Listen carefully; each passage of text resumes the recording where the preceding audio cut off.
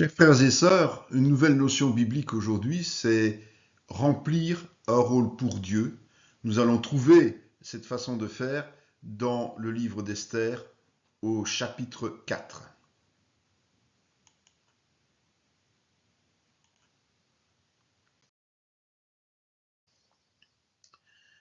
Ce livre nous parle d'Esther, qui est juive et qui a épousé un roi puissant, secondé par un intendant appelé Haman. Ce dernier détient tous les pouvoirs, sauf évidemment le pouvoir sur le roi. Mais cela ne lui suffit pas. À l'image de la prophétie d'Ésaïe, Haman exige ainsi que tout sujet du peuple lui témoigne le même respect qu'au monarque. Finalement, il se prend pour le maître absolu et monte un subterfuge pour massacrer les Juifs avec l'argent et l'édit royal. La date de l'extermination est fixée et la loi ne peut être abrogée. Le chrétien doit être ambitieux, c'est un fait, mais jamais au-delà de la volonté de Dieu.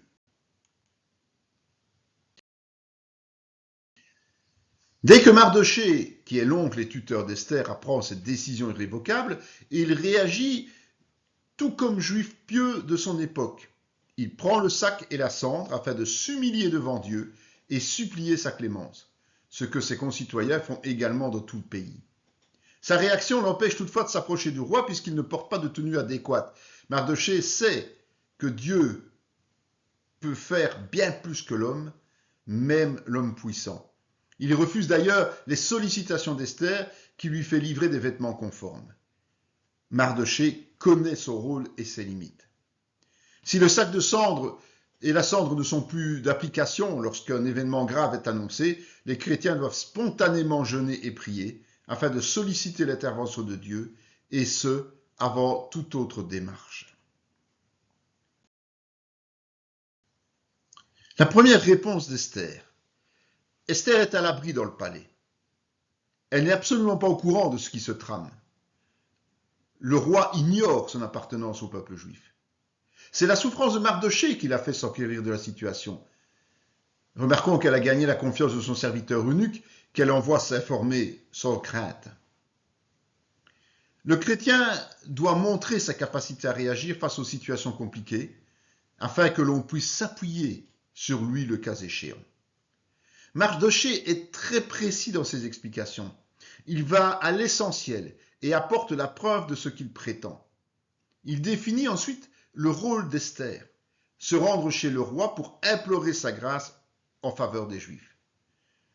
Le chrétien sera aussi concis et clair lorsqu'il parle, tant en évangélisant qu'en sollicitant l'intervention d'autrui. La réticence d'Esther. Les instructions reçues de la part de Mardochée placent Esther dans une situation plus que délicate.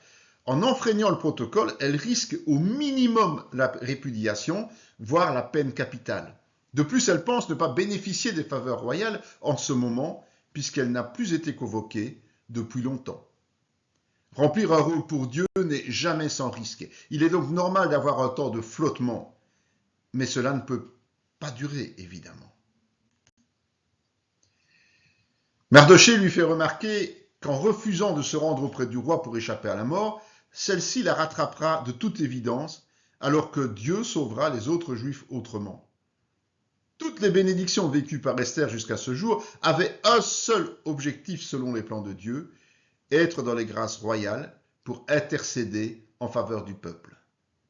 Soyons conscients que refuser de répondre à l'appel de Dieu, pour lequel il nous prépare depuis notre nouvelle naissance, ne nous libère de rien. Dieu agira autrement pour que ses plans s'accomplissent, mais les conséquences pour nous seront toujours désastreuses.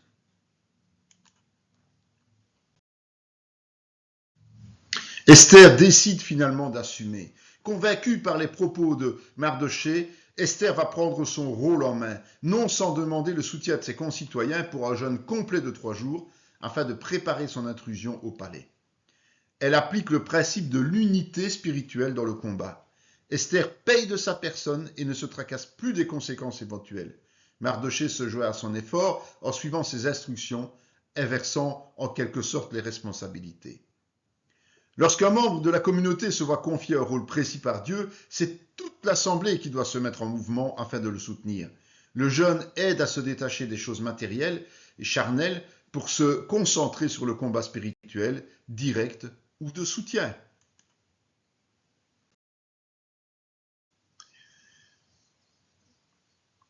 Si tout le monde connaît l'histoire de la conversion de Saul, n'oublions pas que d'autres personnes sont intervenues dans celle-ci, dont un disciple Ananias, qui a dû, comme Esther, laisser ses premières appréhensions de côté pour accomplir sa part de travail dans les plans parfaits de Dieu.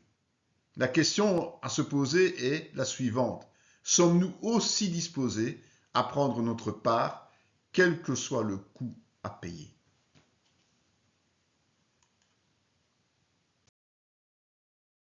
Ces réflexions vous intéressent, ces notions bibliques vous apportent quelque chose, eh bien nous vous invitons à aller plus loin.